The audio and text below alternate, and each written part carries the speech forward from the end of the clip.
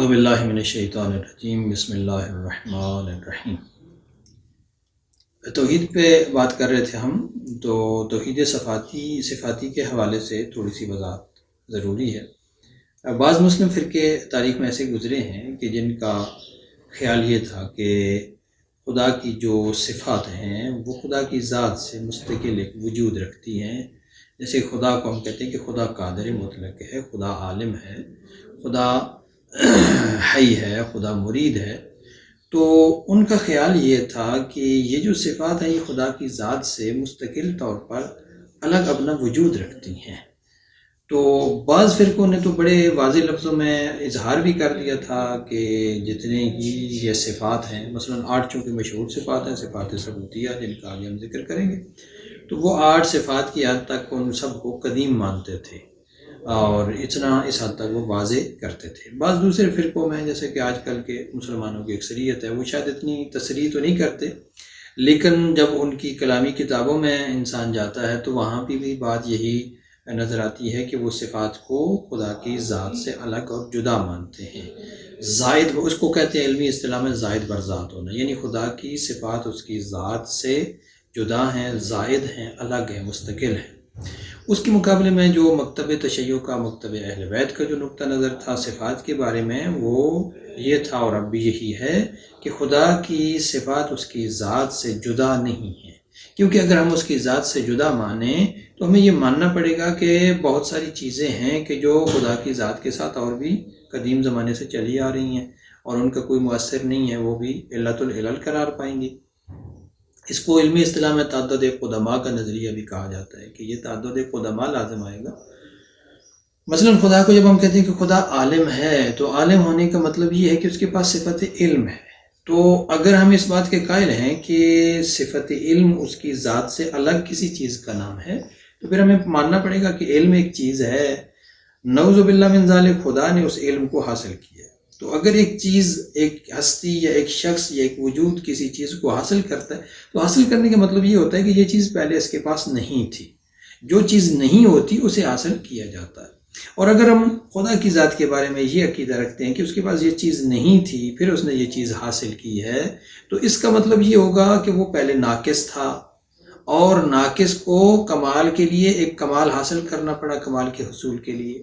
تو اس صورت میں اس کو نعوذ باللہ خدا کو ناقص ماننا پڑے گا، اور اگر وہ ناقص ہو جائے تو پھر وہ واجب الوجود نہیں رہتا۔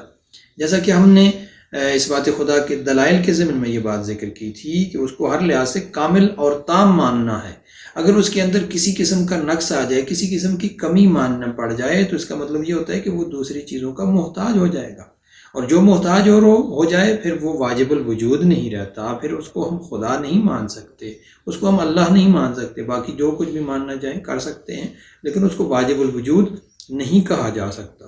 کہ اگر خدا کے پاس علم نہیں تھا پھر اس نے علم حاصل کیا تو پھر وہ ناقص تھا، وہ اس علم کا محتاج ہو گیا۔ یعنی ایک تو ہمیں ماننا پڑے گا کہ علم خدا کی ذات کے ساتھ ازل سے قدیم تھا، دوسرا یہ ماننا پڑے گا کہ خدا پہلے ناقص تھا پھر اس نے یہ کمال حاصل کیا۔ یا اسی طرح خدا کی ایک صفت ہے حی، یعنی حیات، زندہ ہونا، تو حیات جو ہے اس کو الگ مانیں گے اور خدا کو الگ مانیں گے، خدا اس حیات کا محتاج ہو جائے گا۔ اسی طرح خدا کی صفت مرید، یعنی صاحب ارادہ ہونا، تو پھر ارادے کو بھی الگ ماننا پڑے گا کہ ارادہ ایک الگ صفت ہے اور خدا نے اس ارادے کو حاصل کیا ہے۔ تو خدا جب اس ارادے کو حاصل کرنے کے لیے کوشش کرے گا تو ظاہر ہے اس کا مطلب یہ ہوگا کہ اس کو ناقص ماننا پڑے گا، اس ارادے کو بھی قدیم ماننا پڑے گا، نمبر 1۔ پھر دوسری بات یہ کہ اس خدا کو ناقص فرض کرنا پڑے گا، اور جب ناقص ہو جائے تو پھر وہ واجب الوجود نہیں رہتا۔ تو اس استدلال کی بنیاد پر ہمارے ائمہ اہل بیت نے جو ہمیں تعلیم دی ہے وہ یہ کہا ہے کہ اس کی صفات عین ذات ہیں، یعنی اس کی ذات سے جدا نہیں ہے۔ خدا کا علم اس کی ذات سے جدا نہیں ہے، جو آپ کہہ سکتے ہیں کہ خدا علم ہی ہے۔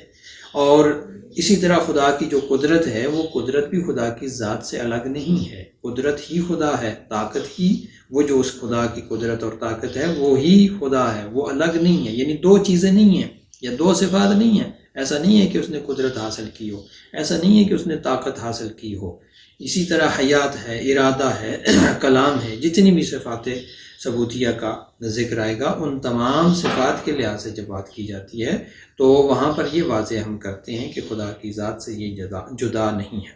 اس کو کہا جاتا ہے توحید صفاتی کا نقطہ نظر، یعنی اس کی صفات خدا کی ذات سے جدا نہیں ہیں، الگ نہیں ہیں۔ بس توحید افعالی اور توحید صفاتی میں تھوڑا سا فرق ہو گیا۔ توحید افعالی کا مطلب یہ ہے کہ خدا اپنے کاموں میں تنہا ہے، اکیلا ہے، واحد ہے، کوئی اس کا ساتھی نہیں ہے۔ اور توحید صفاتی کا مطلب یہ ہو گیا کہ خدا کی صفات عین ذات ہیں، اس کی صفات اس کی ذات سے جدا نہیں ہیں، ان کو ایک ہی ماننا ہے۔ خدا کے علم، خدا کی قدرت، خدا کے ارادہ، خدا کی حیات، خدا کے کلام، خدا کے صدق کو جب ماننا ہے تو وہ خدا کی ذات کے اندر ہی ماننا ہے کہ وہ عین ذات ہے، اس سے الگ الگ نہیں ہے۔ یہ ہوتا ہے صفات توحید صفاتی کا یہ مفہوم ہے۔ والسلام۔